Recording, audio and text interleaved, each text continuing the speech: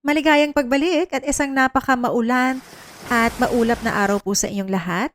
Maraming salamat po sa inyong pagtangkilik sa aking palabas. At dahil dyan, para sa ikahuling libro na tatalakayin ko sa aking Bob Ong series, napili ko ang libro na pinamagatang 56. Dahil kung mayroon isang aklat na magagamit ko upang makatulong sa paglalakbay sa napakakomplikadong mundo, ito yun. Sapagkat sa aklat na ito, ibinahagi ni Bob Ong ang lahat ng kanyang mga naging karanasan sa iba't ibang yugto ng kanyang buhay. Ano-ano nga ba ang kanyang mga pinagdaanan? At bilang isang mamamayang Pilipino, ano ang mga suliranin na ating kinakaharap habang tayo nakikipagsapalaran sa paghahanap ng trabaho? Alamin natin dito lang sa Ang Sarap Pala Magbasa kasama ang iyong lingkod na si Tessa Saavedra.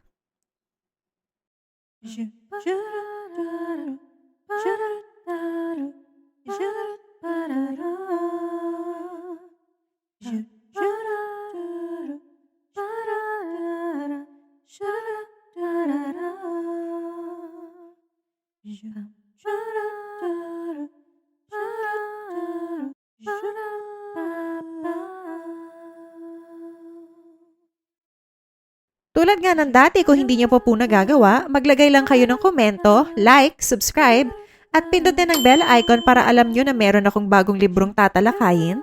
Kung kayo naman ay nakikinig sa Spotify, huwag niyong kalimutan na i-follow ang aking palabas at sama-sama tayong bumuo ng komunidad ng mga mahilig magbasa. At katulad nga po sa previous episode ko, dahil po napag-usapan na po natin si Bob Ong sa pinakaunang episode ko sa aking Bob Ong series, pwede na po tayong tumuloy sa synopsis o ang buod ng ating istorya.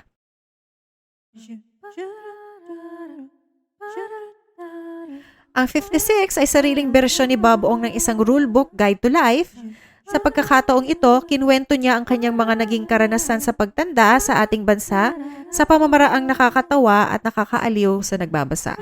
Ibinigay niya ang kanyang sariling pananaw sa lahat ng mga hamon na kanyang kinaharap, kabilang dito ang magulong pangangalakad sa mga ahensya ng gobyerno, social media culture, pag-aasawa at iba pa. Sapagkat pinaniniwalaan niyang makakatulong ito sa mga kabataan na nasa hustong gulang na. Ang aklat po ay nahahati po sa 7 bahagi na sumasalamin sa mga yugto o aspeto ng buhay. Una po dyan, ang PAL, short for Palamunin. Tumatalakay sa paggamit ng social media at responsableng digital citizenship. Dito po niya sinishare yung ano nga ba yung tamang paggamit ng social media at ano yung ibig sabihin ng pagiging isang responsableng digital citizenship. Pangalawa, registered voter. Sumasaklaw sa mga responsibilidad ng sibiko tulad ng matalinong pagboto at pag-secure ng mga ID.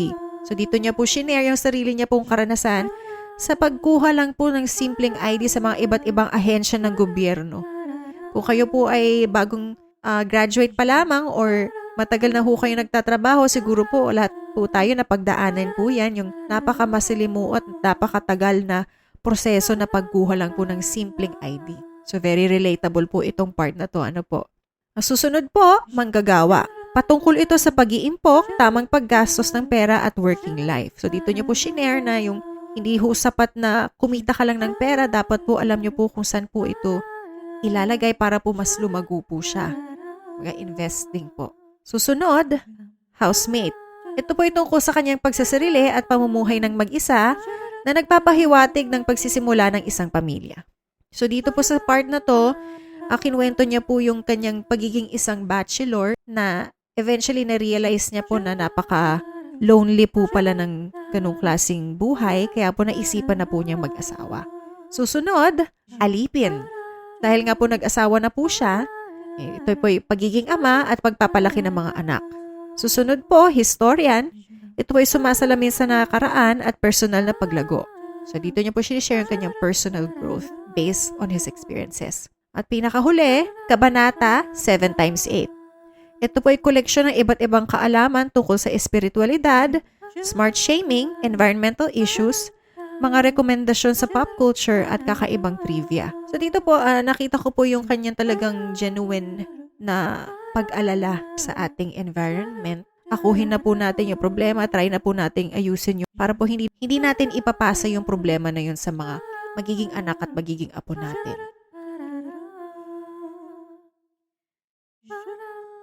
So kung nagtataka po kayo kung bakit po 56 yung title ng libro, Dahil po ito dun sa kanyang experience na shinare niya rin po dun sa kanyang unang libro, na nag-graded recitation daw po sila dun sa math class niya.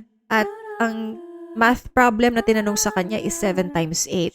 So, ang tagal-tagal niya daw po nakatayo doon, hindi niya po masagot yung tanong. And then, siguro nga po dahil po sobrang napahiya siya dun sa moment na yun, talagang tumatak yun sa kanya. So, naisip niya na, why not name the book 56? What I liked about the book, muli ibinahagi ni Bob Ong ang kanyang sariling mga karanasan sa buhay sa pamamaraang nakakatawa at nakakaaliw, at ipinamalas niya uli ang kanyang kakayahan na magkaroon ng ugnayan ang nagkukwento sa nagbabasa.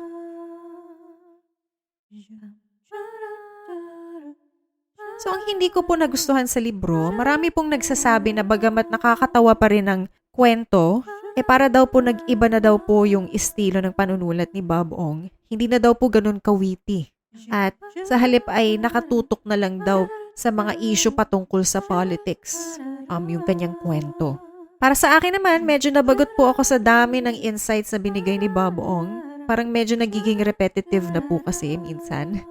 At kapareho po ng aba nakakabasa na pala ako, magulo po yung flow ng story niya. Susunod, favorite quote.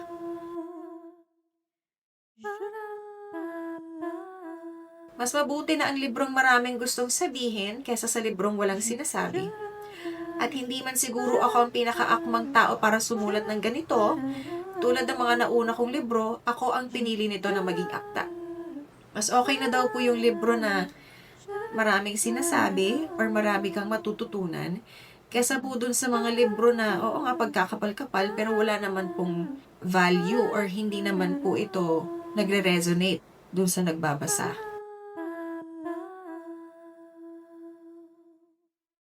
At para naman po sa napili kong salita para po sa episode na ito, napili ko po ang pinakaakma. Hango po ito sa salitang akma na ang ibig sabihin ay bagay, karapat-dapat o maaari.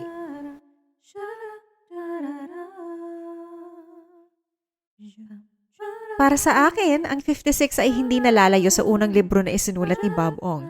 At katulad nga ng aba nakakabasa na pala ako, ito po ay nakakatawa, relatable, at punong-puno ng aral. Ang may akda ay nakilala sa kanyang kakaibang pamamaraan ng pagkwento at talaga namang lubos-lubos kong naiintindihan kung bakit siya tinangkilik ng mga Pilipino. Dahil po sa pamamaraan ng kanyang pagkwento, nakaka-capture niya po yung pagiging isang tunay na Pilipino na talaga namang nagre-resonate sa mga nagbabasa. Bagamat madami ang natuwa sa librong ito, meron ding mga mambabasa na hindi ito nagustuhan dahil tila nga ba nag-iba ang estilo ng panunulat. Nabili ko tong libro na ito sa halagang 350 pesos.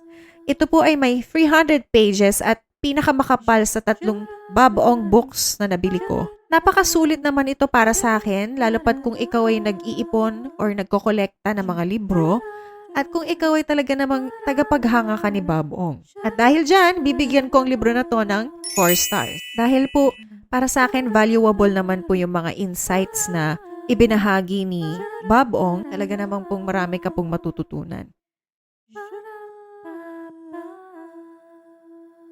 Ang sarap pala magbasa dahil ikaw ay natututong mag-isip sa iyong sarili at nagkakaroon ng sariling opinyon sa mga iba't ibang issue.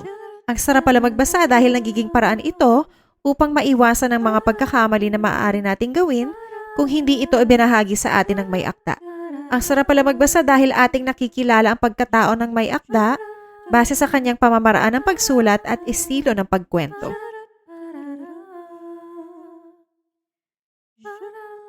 Salamat po sa panonood nyo hanggang sa dulo. Muli ko po kayo inaanyayahan na mag-comment, like, subscribe, at pindutin ang bell icon para ma-notify po kayo kapag may bago po akong librong tatalakayin. At kung kayo naman ay nakikinig sa Spotify, sundan ang aking palabas at sama-sama tayong bumuo ng komunidad ng mga mahilig magbasa. Ito po ulit ang sarap pala magbasa kasama ang inyong lingkod na si Tessa Saavedra. Kung nasan ka man sa mundo, magandang umaga, magandang hapon, magandang gabi. Maraming salamat sa pakikinig.